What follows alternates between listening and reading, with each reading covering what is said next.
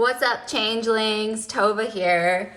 Today I'm going to share a pretty basic card play practice. If you're familiar with tarot or oracle cards, you are probably already familiar with a version of it, but the way that we do it in card play incorporates a little bit more drama therapy elements in it.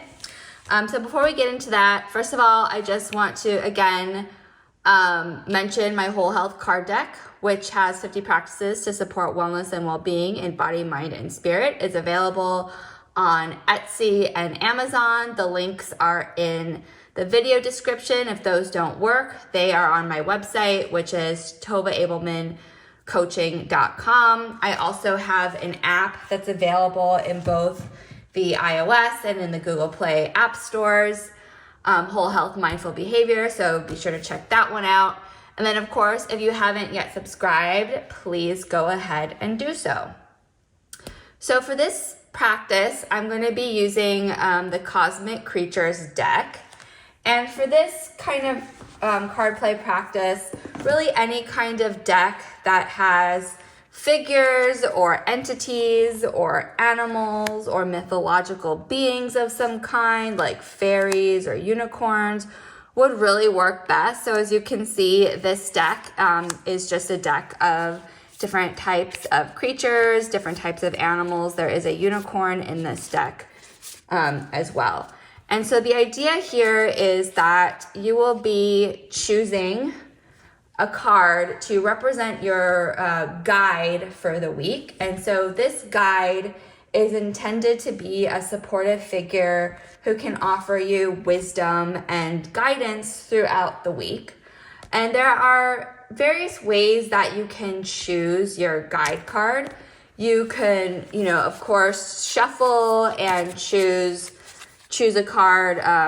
I want to say randomly, but if you are familiar with the card play process or have watched my other video, the second video that I did on card play, I talk about synchronicity. So, the extent to whether that is random or whether that is the correct card for you to draw in that moment is really up for you to decide.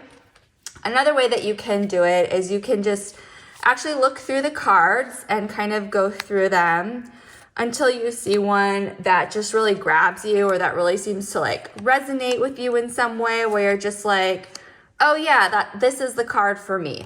And so, that's another way to choose the card.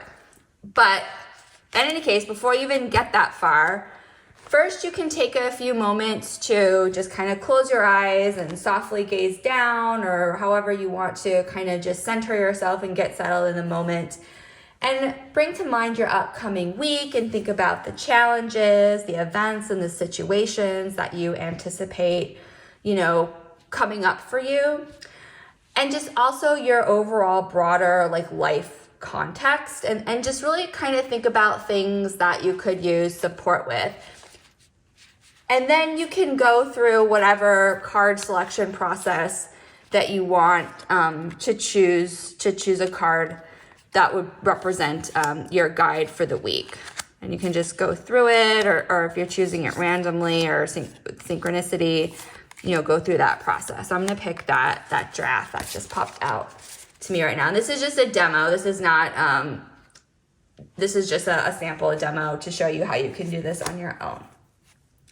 And so once you have that card, you can journal, you can just kind of reflect on it. What are the meanings or the associations that you have to the card? So if this was your card, what does a giraffe mean to you? What are your memories regarding giraffes? What kind of associations do you have to it?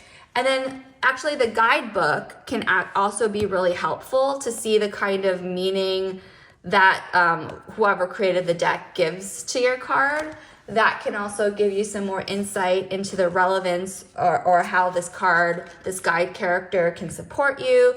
You can also use symbol books, so if I was gonna do a symbol with this, I might look up a giraffe. What kind of meanings, or what does a giraffe tend to symbolize? Maybe you tune into elements of the color. So there's pink and some purple here, the green. however you want to explore it. And then of course in my other videos, I will give more ways that you can explore the cards and the meanings that you give to them. But I do want to just really talk about one way here now with this guide card, and that is to explore it through embodiment. So you can certainly look up the meanings and get some ideas with that and journal, and that's great. But I really invite you to consider ways that you might embody this wise entity. So, if you're working with the giraffe, you could think this through. You could actually get up and do it. So how does the guide figure move? Do they move fast or slow? Like, how do they walk? How do they sit? Is there a gesture that they make? What tone of voice do they have? So just kind of finding ways that you can physically connect with this supportive entity can help you tap into it in the coming week. So for example, sitting the way that this guide figure giraffe might sit can help you take on that role for yourself. You can even evolve it. So first you can start off with moving the way this guide figure would move. What kind of a sound would it make? What's a word it would say? And then what's a line or a phrase that it would say? So you're kind of progressing that process of kind of getting even some supportive statements that this guide figure could leave you with. And again, like I said, then during the week, you can, however the guide figure might sit, you might try to take on that posture or that physicality. And the idea here is that really the supportive, wise guide figure is a part of you.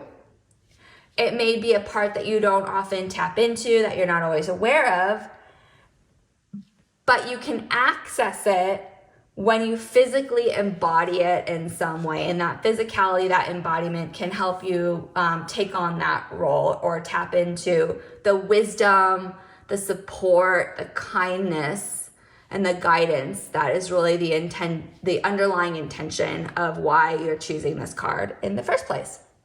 So I hope that was helpful. Let me know what you think if you try this practice. And if you made it this far, drop a unicorn emoji in the comments, and I will see you next time.